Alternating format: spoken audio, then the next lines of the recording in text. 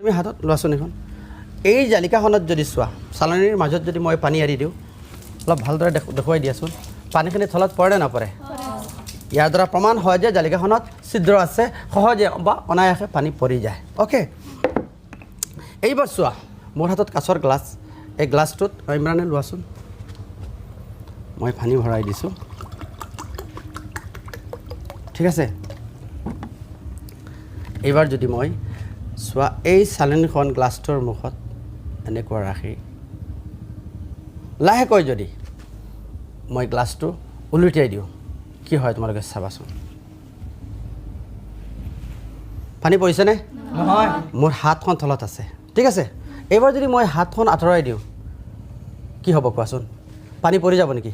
নহয় পৰি যাব তোমালোকৰ এটা ধাৰণা পৰি যাব ঠিক আছে মই লাহে লাহে হাতখন আঁতৰাই দিছোঁ পানী পৰিছেনে নহয়